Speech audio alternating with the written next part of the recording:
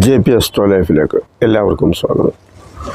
ഇന്ന് നിങ്ങളുമായി പങ്കുവയ്ക്കുന്നത് ഈ 2025 ആരംഭിക്കുന്നതിന് മുമ്പായിട്ട് ഈ 2024 വരുന്ന ഒരു ദിഗ്രഹയോഗത്തെക്കുറിച്ചാണ്. അതായത് ശനിയും ശുക്രനും ഒന്നിച്ച് ഒരു രാശിയിൽ നിൽക്കുമ്പോൾ അതിൻ്റെ ഫലം എന്തായിരിക്കും എന്നുള്ളതാണ് നിങ്ങളുമായി പങ്കുവയ്ക്കുന്നത്. ശനി ശുക്രയോഗം പുതുവർഷത്തിന് തൊട്ടു മുമ്പ് ആരംഭിക്കുന്ന ഒരു യോഗമാണ്. 2024 ഡിസംബർ 28 മുതൽ ജനുവരി 28 വരെ ശുക്രൻ കുംഭൻ രാശിയിൽ സഞ്ചരിച്ച് പിന്നീട് ഉച്ചരാശിയായ മീനൻ രാശിയിലേക്ക് മാറും. 2025 ജനുവരി 21 വരെ കർക്കിടകത്തിൽ നിൽക്കുന്ന ചൊവ്വ, അതായത് കർക്കിടകം നീചരാശിയാണ് ചൊവ്വയ്ക്ക്.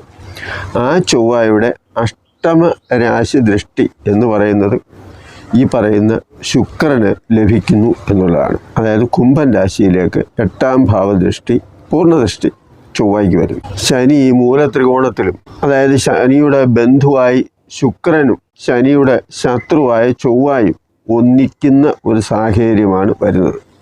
ചൊവ്വയ്ക്ക് പൂർണ്ണദൃഷ്ടിയും ശനിയും ശുക്രനും ഒരുമിച്ചൊരു രാശിയിലും നിൽക്കുന്നു.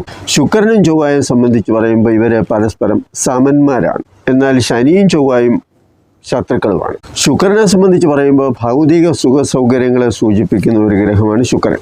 അത് ഞാൻ പലപ്പോഴും പറഞ്ഞിട്ട്, ഒരു വീട്ടിൽ വേണ്ടുന്ന സുഖ സാധനങ്ങൾ, പ്രത്യേകിച്ച് കട്ടില്, മെത്ത, വസ്ത്രങ്ങൾ, ആഭരണങ്ങൾ, ഫ്രിഡ്ജ്, TV, വാഷിംഗ് മെഷീന്, AC എന്ന് വേണ്ട ആഡംബര ജീവിതത്തിന് വേണ്ടുന്ന എല്ലാ സംഗതികളും, വാഹനം ഉൾപ്പെടെയുള്ള എല്ലാ സൗകര്യങ്ങളും ഉണ്ടാക്കിത്തരുന്ന, അല്ലെങ്കിൽ അത്തരത്തിൽ സുഖ സൗകര്യങ്ങൾക്ക് വേണ്ടി നിലകൊള്ളുന്ന ഒരു ഗ്രഹമാണ് ശുക്രൻ. അതുപോലെ തന്നെ ദേവതാരൂപത്തിൽ ശുക്രനെ പലപ്പോഴും മഹാലക്ഷ്മിയായി പരിഗണിക്കാറുമുണ്ട്, ഐശ്വര്യത്തിൻ്റെ ഒരു ദേവത എന്ന നിലയിൽ.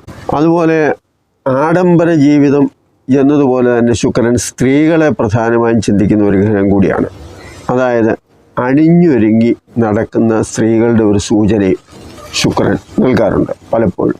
നല്ല വീട്, വാഹനം, അധികാരം, കരകൗശല വസ്തുക്കൾ, തമ്പുരു, വീണ, ഗിത്താറ് മുതലായിട്ടുള്ള സംഗീതോപകരണങ്ങൾ, അതുപോലെ ക്ലാർനെറ്റ്, ഇങ്ങനെ പല സംഗീതോപകരണങ്ങളും, അതുപോലെ മനോഹരമായ പൂന്തോട്ടം, കാഴ്ചയ്ക്ക് സുന്ദരമെന്ന് തോന്നുന്ന സ്ഥലങ്ങൾ, ഇതെല്ലാം ശുക്രനെ സംബന്ധിച്ച് സൂചിപ്പിക്കുന്ന കാര്യങ്ങളാണ്. ഇതുമായി വലിയ ബന്ധമൊന്നുമില്ലാത്ത കാര്യങ്ങളാണ് ശനി നൽകുന്നത്, അല്ലെങ്കിൽ ശനി സൂചിപ്പിക്കുന്നത്. ശനിയെ സംബന്ധിച്ച് പറയുമ്പോൾ വൃദ്ധജനങ്ങൾ, കൂലിപ്പണി ചെയ്യുന്ന സാധാരണ തൊഴിലാളികൾ, നമ്മൾ ഉപയോഗിക്കുകയും എന്നാൽ മറ്റുള്ളവർ കാണാൻ ആഗ്രഹിക്കുകയും ചെയ്യാത്ത സ്ഥലത്ത് ഒളിപ്പിച്ച് വയ്ക്കുന്ന സാധനങ്ങൾ, അതായത് കുട്ടാവട്ടി, മുറഞ്ചൂല്, ഇങ്ങനെയൊക്കെയുള്ള സാധനങ്ങൾ, കൃഷി ആയുധങ്ങൾ, കോടാലി, കുന്താലി, ഇങ്ങനെയൊക്കെയുള്ള സാധനങ്ങൾ, ഇങ്ങനെയൊക്കെ ഉള്ളതെല്ലാം ശനിയെ സൂചിപ്പിക്കുന്നുണ്ട്. അതുപോലെ തന്നെ നമ്മൾ ഉപയോഗിക്കാതെ കളയുന്ന സാധനങ്ങൾ, അതായത് വേസ്റ്റ്, അങ്ങനെയുള്ള സാധനങ്ങളും ശനിയുടെ സൂചനയിൽ വരും. ചൊവ്വയെ സംബന്ധിച്ച് പറയുമ്പോൾ കള്ളന്മാരെയും പോരാട്ടത്തിന് വരുന്നവരെ, അതായത് യുദ്ധത്തിന് വരുന്നവരെയും, വഴക്ക്, അടി, ഇടി, കുത്തവെട്ട്, കൊട്ടേഷന്, ഇങ്ങനെയൊക്കെയുള്ള കാര്യങ്ങളിൽ പെട്ടെന്ന് കോപിച്ച് എന്തും നേരിടാൻ ധൈര്യത്തോടു കൂടി ആക്രമിക്കാൻ വരുന്നവരെയും, അതുപോലെ അഗ്നിയെയും ചൂടിനെയും കോപത്തെയും ഒക്കെ സൂചിപ്പിക്കുന്ന ഒരു ഗ്രഹമാണ് ചൊവ്വ. ഞാനീ പറഞ്ഞത് പരസ്പരം ബന്ധങ്ങളൊന്നുമില്ലാത്ത 3 ഗ്രഹങ്ങൾ തമ്മിലാണ് ഇവിടെ യോഗം ചെയ്യുന്നത് എന്ന കാര്യമാണ് നിങ്ങളുമായിട്ട് സൂചിപ്പിക്കുന്നത്. കുംഭത്തിലെ ശുക്രനെ സംബന്ധിച്ച് പറയുമ്പോൾ സ്ത്രീകൾക്ക് ഒരു മേൽക്കൈ നൽകുന്ന, അല്ലെങ്കിൽ അവർക്കൊരു പ്രാധാന്യം നൽകുന്ന ഒരു കാര്യം കൂടിയാണ്. കാരണം ശുക്രനും ശനിയും പരസ്പരം ബന്ധുക്കളാണ്. അപ്പോൾ ആ ബന്ധുത്വം, ആ സഹകരണം, അതെല്ലാം ശുക്രനെ സംബന്ധിച്ച് ഉണ്ടാകുന്നുണ്ട്. അതുപോലെ ചില ബന്ധങ്ങൾ, ചില രീതികൾ, ചില സ്വഭാവങ്ങൾ, ഇതൊക്കെ പലപ്പോഴും പ്രശ്നങ്ങൾ ഉണ്ടാക്കാൻ സഹായിക്കുന്ന കാര്യങ്ങളായിട്ടും വരും. അതിന് കാരണം മറ്റുള്ളവരുടെ ധനം ലഭിക്കാനും ഏതിനും മുൻപന്തിയിൽ നിന്ന് കാര്യങ്ങൾ നടത്താനുമുള്ള ഒരു കഴിവ് ശനിക്കുമുണ്ട്. മൂലക്ഷേത്രത്തിലാണല്ലോ നിൽക്കുന്നത്. ഇനി അവിടേക്ക് ചൊവ്വയുടെ ദൃഷ്ടി വരുമ്പോഴെന്താണെന്ന് ചോദിച്ചാൽ, പല പ്രയാസങ്ങളും, തിരിച്ചടികളും, സാമ്പത്തിക നഷ്ടവും, മനപ്രയാസം മൂലം അങ്ങനെയൊക്കെയുള്ള പല വിഷമതകളും, അതുപോലെ ചൊവ്വ വികാരാധീനനായി പെരുമാറുന്ന ഒരു സാഹചര്യം വരും. ശനിയും ശുക്രനും പരസ്പരം യോജിച്ചും സഹകരിച്ചും പോകാൻ ശ്രമിക്കുമ്പോൾ, കാരണം അവർ ബന്ധുക്കളാണല്ലോ, സ്ത്രീയും പ്രായം ചെന്ന പുരുഷനും എന്നൊക്കെയുള്ളതാണ് ഈ ശുക്രനും ശനിയും സൂചിപ്പിക്കുന്നത്. സമപ്രായക്കാരെന്ന് പറയാൻ പറ്റത്തില്ല. ഇവർ പരസ്പരം ബന്ധുക്കളായിട്ട് സഹകരിച്ച് മുന്നോട്ട് പോകുമ്പോൾ അവിടേക്ക് ദേഷ്യക്കാരനും എടുത്തിയാട്ടക്കാരനുമായ ചൊവ്വ വന്ന് പ്രശ്നങ്ങൾ ഉണ്ടാക്കുന്നു എന്നതാണ് അതിൻ്റെ ഒരു സൂചന. ഇത്തരം സാഹചര്യം നമ്മുടെ ജീവിതത്തിൽ വരാനുള്ള സാധ്യതയാണ് ഇതുവരെ സൂചിപ്പിച്ചത്. ഇവിടെ സ്ത്രീക്കും പുരുഷനും പ്രശ്നമുണ്ടാകുന്നു.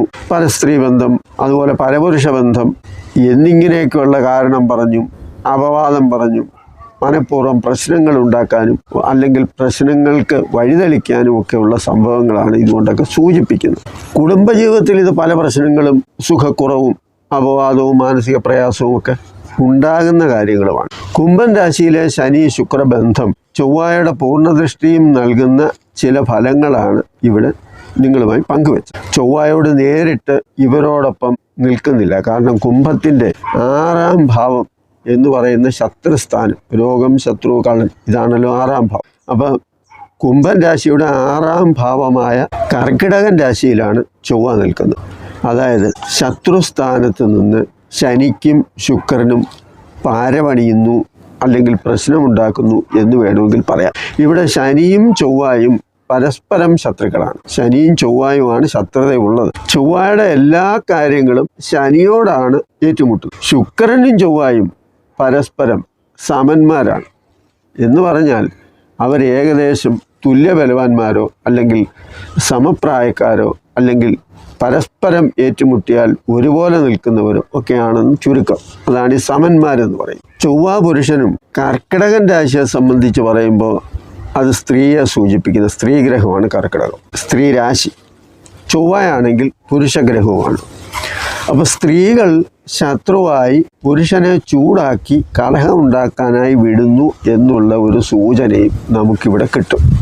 ഇത്രയും വിശദമായി പറഞ്ഞ് എന്തിനാണെന്ന് ചോദിച്ചാൽ ശനിയും ചൊവ്വയും ശുക്രനും എന്തു ഫലമാണ് തരുന്നത് എന്ന് നിങ്ങൾക്ക് ബോധ്യപ്പെടാൻ വേണ്ടി. ഏത് ഗ്രഹത്തിൻ്റെ കാര്യം എടുത്താലും ആ ഗ്രഹം സൂചിപ്പിക്കുന്ന കാര്യങ്ങൾ എന്താണ്, അത് പരസ്പരം ബന്ധപ്പെടുമ്പോൾ അവർ നൽകുന്ന കാര്യങ്ങൾ എന്താണ് എന്ന് നിങ്ങളുമായിട്ട് മനസ്സിലാക്കാൻ വേണ്ടിയാണ്. 2024 ഡിസംബർ 28 മുതൽ 2025 ജനുവരി 21 വരെയുള്ള സമയമാണ് പ്രധാനമായിട്ട് വരുന്നത്. കാരണം ചൊവ്വയുടെ ബന്ധം. അതിനാൽ പല സംഭവങ്ങളും ഈ സമയത്തുണ്ടാകാം.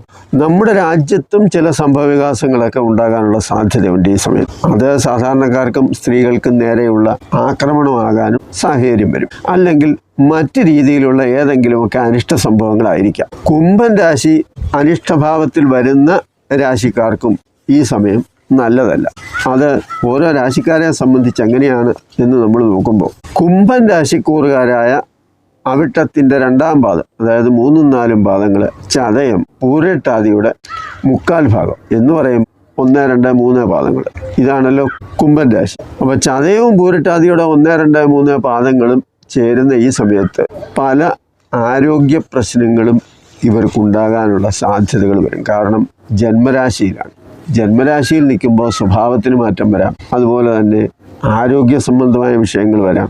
അത് ശനിയെ സംബന്ധിച്ചാകുമ്പോൾ വാതരോഗമാകാം. ചൊവ്വയെ സംബന്ധിച്ച് പറയുമ്പോൾ തട്ട, മുട്ട, ക്ഷതം, വീഴ്ച, മുറിവ്, ചതവ് ഇങ്ങനെയൊക്കെ ഉള്ളതാകാം. ശുക്രനെ സംബന്ധിച്ച് പറയുമ്പോൾ അത് സുഖകരമായ പല അവസ്ഥയ്ക്കും തടസ്സം നിൽക്കുന്ന കാര്യങ്ങളായിട്ട് വരാം.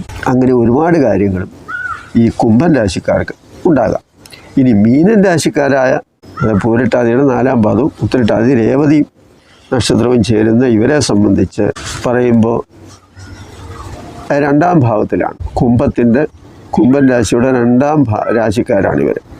അപ്പോൾ അങ്ങനെ വരുമ്പോൾ സാധാരണഗതിയിൽ പലപ്പോഴും അപവാദങ്ങൾ വരിക, അതുപോലെ തന്നെ സംസാരിച്ച് വഷളാകുക, സാമ്പത്തികമായ പ്രശ്നങ്ങളൊക്കെ ഉണ്ടാക്കുക.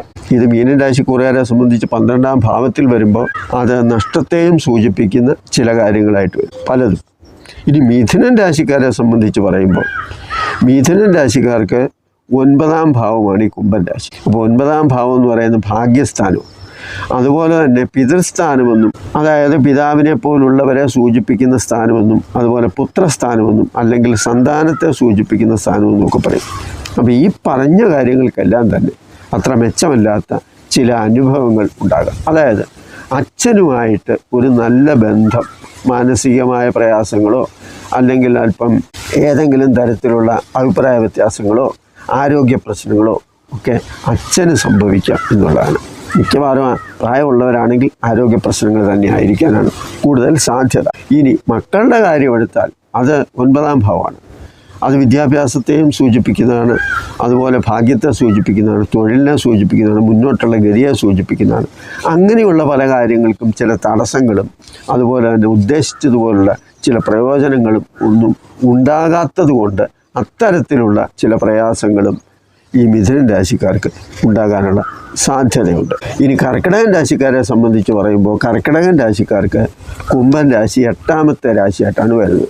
കർക്കിടകൻ രാശിയെ സംബന്ധിച്ച് പറയുമ്പോൾ കർക്കിടകൻ രാശി അഷ്ടമഭാവമായിട്ടാണ് കുംഭൻ രാശി വരുന്നത്. അപ്പോൾ അഷ്ടമഭാവം എന്ന് പറയുമ്പം അത് നിലനിൽപ്പിനെ സൂചിപ്പിക്കുന്നതും ആരോഗ്യത്തെ സൂചിപ്പിക്കുന്നതുമായ പല കാര്യങ്ങളും അതിനകത്ത് വരും. മാനസികമായ പ്രയാസങ്ങൾ, ആരോഗ്യ പ്രശ്നങ്ങൾ, മുന്നോട്ടുള്ള ഗതിയെ തടസ്സം വരുന്ന പല സംഭവങ്ങൾ, ഇങ്ങനെയൊക്കെയുള്ള കാര്യങ്ങളെല്ലാം കർക്കിടകൻ രാശിക്കുണ്ടാകാം. ചിങ്ങൻ രാശിക്കാരെ സംബന്ധിച്ച് പറയുമ്പോൾ ചിങ്ങൻ രാശിക്ക് 7ാം ഭാവത്തിലാണ് ഈ കുംഭൻ രാശി വരുന്നത്. 7ാം ഭാവം എന്ന് പറയുമ്പോൾ ഭാര്യ ഭർത്താക്കന്മാർ, ദാമ്പത്യ ജീവിതം, അതുപോലെ കുടുംബപരമായ കാര്യങ്ങൾ, ഒന്നിച്ചുള്ള പോക്ക്, അതുപോലെ വിവാഹ സംബന്ധമായ കാര്യങ്ങൾ, മുന്നോട്ട് പോകേണ്ട ഏതെങ്കിലുമൊക്കെ വഴികൾ തിരഞ്ഞെടുക്കുമ്പോൾ അതിനുവേണ്ടി ശ്രമിക്കുമ്പോൾ അതിലുണ്ടാകുന്ന തടസ്സങ്ങൾ, ഇതെല്ലാം ചില മനപ്രയാസങ്ങളും അതുപോലെ തന്നെ സാമ്പത്തികമായ ബുദ്ധിമുട്ടും അലച്ചിലും യാത്രാക്ലേശവും ഒക്കെ ഉണ്ടാകുന്ന ഒരു രാശിയാണ് ഈ ചിങ്ങൻ. കാരണം 7ാം ഭാവത്തിൽ നിൽക്കുമ്പോൾ വിവാഹം തീരുമാനിച്ചവരാണെങ്കിൽ പോലും അത് ഏതെങ്കിലും തരത്തിൽ മാറ്റിവെക്കാനോ അല്ലെങ്കിൽ അതിനൊക്കെ ചില തടസ്സങ്ങൾ ഉണ്ടാകാനോ ഒക്കെ ഉള്ള സാധ്യതയും ചിലപ്പോൾ വന്നെന്ന് വരാം. അതുപോലെ വിവാഹ സംബന്ധമായ കാര്യങ്ങളുമായി മുന്നോട്ട് പോകുന്നവർക്കും അതിന് നല്ല ഒരു റിസൾട്ട് ചിലപ്പോൾ കിട്ടിയെന്നും വരും. ഇനി തുലാം രാശിക്കാരെ സംബന്ധിച്ച് പറയുമ്പോൾ അവർക്ക് തുലാം, വൃശ്ചികം, ധനു, മകരം, കുംഭം 5ാം ഭാവമാണ്. ഈ 5ാം ഭാവം എന്ന് പറയുന്നത് നേരത്തെ പറഞ്ഞതുപോലെ വിദ്യാഭ്യാസത്തെയും സന്താനങ്ങളെയും സൂചിപ്പിക്കുന്നതാണ്. അതുപോലെ തന്നെ മനസ്സിനെ സൂചിപ്പിക്കുന്ന ഒരു കാര്യം കൂടിയാണ് 5ാം ഭാവം. അപ്പം മാനസികമായ പലവിധ പ്രയാസങ്ങളും പല വിഷമതകളും ഈ ഘട്ടത്തിൽ ഉണ്ടാകാൻ സാധ്യതയുണ്ട് എന്നതിൻ്റെ സൂചന തരുന്നുണ്ട്. അതുപോലെ സന്താന വിഷയത്തിൽ ഏതെങ്കിലുമൊക്കെ തരത്തിലുള്ള ചില പ്രയാസങ്ങളും വിഷമതകളുമൊക്കെ തുലാം രാശിക്കാർക്കും ബാധകമായേക്കാം. മകരൻ രാശിക്കാരെ സംബന്ധിച്ച് പറയുമ്പോൾ അത് 2ാം ഭാവമാണ്, കുംഭൻ രാശി. അപ്പോൾ 2ാം ഭാവം എന്ന് പറയുമ്പോൾ കുടുംബം, ധനം, വാക്ക്, ഇങ്ങനെ ഒരുപാട് കാര്യങ്ങൾ ഈ 2ാം ഭാവത്തിൽ. അപ്പോൾ കുടുംബത്തിൽ ഏതെങ്കിലും തരത്തിലുള്ള അഭിപ്രായ വ്യത്യാസങ്ങൾ, കലഹങ്ങൾ, ചില മാനസിക പ്രയാസങ്ങൾ, അരുതാത്ത എന്തെങ്കിലുമൊക്കെ സംഭവങ്ങൾ, ഇതൊക്കെ ഉണ്ടാകാം. അതുപോലെ തന്നെ ധനനഷ്ടം, അപ്രതീക്ഷിതമായ ചിലവുകൾ കൂടാം, ചിലപ്പോൾ ധനനഷ്ടം സംഭവിക്കാം, അങ്ങനെയൊക്കെയുള്ള കാര്യങ്ങൾ വരാം. പിന്നെ സംസാര രീതി, വാക്കും കൂടിയാണ് ഈ 2ാം ഭാവം.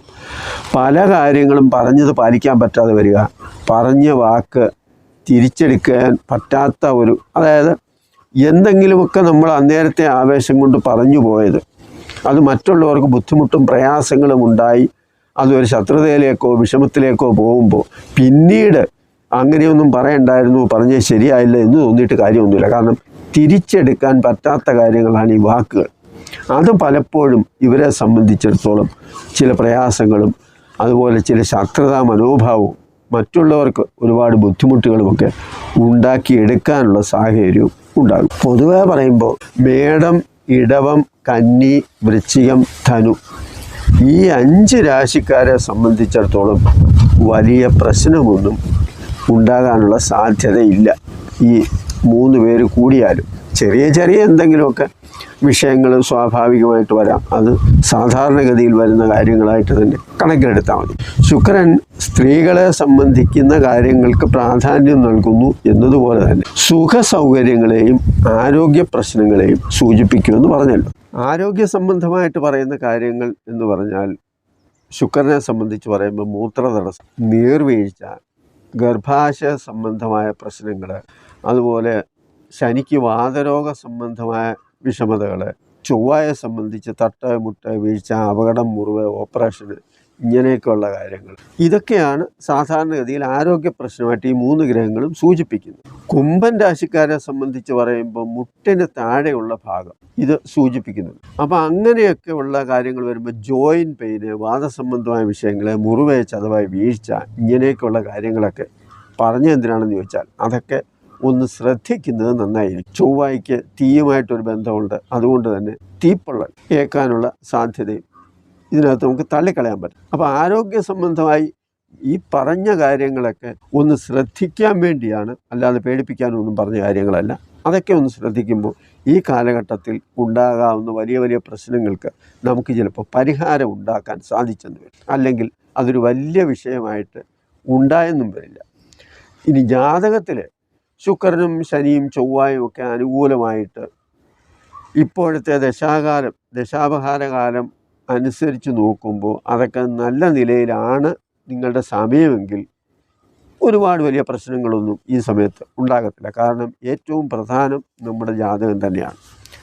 ജാതകം അല്പം മോശമായ സാഹചര്യത്തിലാണ് ഈ സമയം നമ്മൾ മുന്നോട്ട് പോകുന്നത്. നമുക്ക് സപ്പോർട്ട് ചെയ്യാനോ അല്ലെങ്കിൽ നമുക്ക് ഗുണം ചെയ്യാനോ ഉള്ള സാഹചര്യമൊന്നും ഇല്ല എങ്കിൽ ഈ പറഞ്ഞ കാര്യങ്ങളൊക്കെ നിങ്ങളൊന്ന് ശ്രദ്ധിക്കുകയും സൂക്ഷിക്കുകയും ചെയ്താൽ അതിൻ്റേതായ ഗുണം നിങ്ങൾക്ക് ലഭിക്കും എന്നതാണ്. പിന്നെ പൊതുവെ നോക്കുമ്പോൾ ശുക്രന് കുജബന്ധവും ശനിബന്ധവും സ്ത്രീകൾക്ക് പ്രയാസം ഉണ്ടാക്കുന്ന കാര്യമാണ്. കാരണം ഇതിനകത്തിൽ സ്ത്രീ 2 പാപഗ്രഹങ്ങളും ഒരു ശുഭഗ്രഹവുമാണ് നിൽക്കുന്നത്. ആ ശുഭഗ്രഹം എന്ന് പറയുന്നത് ശുക്രനാണ്. ശുക്രനാണെങ്കിൽ സ്ത്രീകളെ സംബന്ധിച്ച് ആലോചിക്കുന്ന കാര്യങ്ങളാണ്. അപ്പോൾ കൂടുതലും പ്രശ്നങ്ങളും പ്രയാസങ്ങളും വിഷമതകളും ഒക്കെ ഉണ്ടാകാൻ സാധ്യത സ്ത്രീകൾക്ക് ആയിരിക്കും എന്നതും നമ്മൾ ചിന്തിക്കണം. ശുക്രൻ നന്നായാൽ മഹാലക്ഷ്മിയെ പോലെ ഐശ്വര്യം നൽകും എന്ന് പറയുന്നുണ്ട്. കാരണം ദേവത പരിശോധിക്കുമ്പോൾ ശുക്രൻ മഹാലക്ഷ്മിയെ സൂചിപ്പിക്കുന്ന ഒരു ഗ്രഹമാണ്. അതേപോലെ തന്നെ ശുക്രൻ അങ്ങ് തിരിഞ്ഞാൽ, അതായത് നമുക്ക് അനുകൂലമല്ലാതെ വളരെ മോശപ്പെട്ട ഒരവസ്ഥയിലാണെങ്കിൽ എല്ലാ ഐശ്വര്യവും കെടുത്തുന്ന മൂദേവിയെ പോലെ സമാധാനം തരാത്ത അല്ലെങ്കിൽ ലഭിക്കാത്ത ഒരവസ്ഥയും ഉണ്ടാക്കുന്ന ഒരു ഗ്രഹമാണ് ഈ ശുക്രൻ. അതുകൊണ്ട് ഈശ്വരചിന്തയും നല്ല വിചാരങ്ങളും ഉണ്ടായാൽ മതി. നമ്മൾ ഓരോ കാര്യങ്ങൾ ചിന്തിക്കുമ്പോഴും പ്രവർത്തിക്കുമ്പോഴും സമയം അത്ര മെച്ചമായിരിക്കില്ല എന്ന ബോധ്യമുണ്ടെങ്കിൽ അത് മനസ്സിലാക്കി വീണ്ടും വിചാരത്തോടെ മുന്നോട്ട് പോകാൻ നമുക്ക് സാധിക്കും. അതിനു പകരം ഉപ്പും കർപ്പൂരവും മഞ്ഞളും ഗ്രാമ്പൂവും ഒക്കെ വീടിൻ്റെ ഏതെങ്കിലുമൊക്കെ മൂലയെ കൊണ്ടുവച്ചാലൊന്നും മഹാലക്ഷ്മി ചാടിക്കയറി വന്ന് ഈ ഉപദ്രവങ്ങളും ദോഷങ്ങളും ഒന്നും ഇല്ലാതാക്കണം. അതെന്തുകൊണ്ടാണെന്ന് ചോദിച്ചാൽ നമുക്ക് അറിവില്ലായ്മ നമ്മളെ ചൂഷണം ചെയ്യുന്നത് കൊണ്ടാണ് ഇതൊക്കെ സംഭവിക്കുന്നത്. കാരണം ഇതിൻ്റെയൊക്കെ പുറകെ പോകുന്നത് അതൊക്കെ പലവ്യഞ്ജന സാധനങ്ങളാണെന്ന് സാധാരണക്കാർക്ക് എല്ലാവർക്കും അറിയാം. ഇതൊക്കെ എല്ലാ വീട്ടിലും കാണുകയും ചെയ്യും. ഇല്ലാത്ത സാധനമെന്ന് പറഞ്ഞാൽ പച്ചക്കർപ്പൂരമൊക്കെ ആയിരിക്കും ഇല്ലാത്തത്. ബാക്കിയുള്ള എല്ലാ സാധനങ്ങളും മിക്കവാറും നമ്മുടെ വീട്ടിൽ തന്നെ ഇരിക്കുന്ന സാധനങ്ങളാണ്. അപ്പോൾ അത് വീട്ടിലിരുന്നാൽ ഏതാണ്ടൊക്കെ ഒരുപാട് മാറ്റം വരും, അല്ലെങ്കിൽ അങ്ങനെ വരും ഇങ്ങനെ വരും, ഒരാഴ്ച കൊണ്ട് നിങ്ങളുടെ ജീവിതം മാറി എന്നൊക്കെ ചിന്തിക്കുന്നതിലൊന്നും യാതൊരു അർത്ഥവുമില്ല. അതൊന്നും അസ്ട്രോളജിയുമായിട്ട് യാതൊരു ബന്ധവുമില്ലാത്ത കാര്യങ്ങളുമാണ്. നിങ്ങൾ ചെയ്യേണ്ടത് എന്താണെന്ന് ചോദിച്ചാൽ ഈശ്വര വിചാരത്തോടുകൂടി മനസ്സിനെ നിയന്ത്രിച്ച് പ്രശ്നങ്ങളൊന്നും ഉണ്ടാകാതെ ശ്രദ്ധിച്ച് വളരെ സന്തോഷത്തോടും സമചിത്തതയോടും കൂടി മുന്നോട്ട് പോകുമ്പോൾ ഏത് പ്രശ്നവും പരിഹരിച്ച് നിങ്ങൾക്ക് മുന്നോട്ട് പോകാൻ സാധിക്കും. കാരണം നമ്മുടെ ജീവിതത്തിൽ എന്നും നല്ല കാലമൊന്നും ആയിരിക്കത്തില്ല. നല്ല കാലവും മോശക്കാലവും എല്ലാവരുടെയും ജീവിതത്തിൽ ഉണ്ടാകും എന്നുള്ള ഒരു ചിന്ത നമുക്ക് ആദ്യം ഉണ്ടാകണം. അപ്പോൾ മോശക്കാലമാണ് എങ്കിൽ അതിനെ മുൻകൂട്ടി അറിയിക്കുന്ന ഒരു ഉപാധിയും ഒരു മാധ്യമവുമാണ് ഈ അസ്ട്രോളജി. അങ്ങനെ നമ്മൾ ചിന്തിക്കുമ്പോൾ അതിൽ നിന്ന് നമുക്ക് രക്ഷ നേടാൻ കുറേ മുൻകരുതലോടുകൂടി മുന്നോട്ട് പോകാൻ സാധിക്കും. അതാണ് ഈ വീഡിയോയിൽ ഇത്രയും പറഞ്ഞത്. ഈ വീഡിയോ നിങ്ങൾക്ക് ഇഷ്ടപ്പെട്ടു എങ്കിൽ അത് മറ്റുള്ളവർ കൂടി ഷെയർ ചെയ്യുക, ലൈക്ക് ചെയ്യുക. നന്ദി, നമസ്കാരം.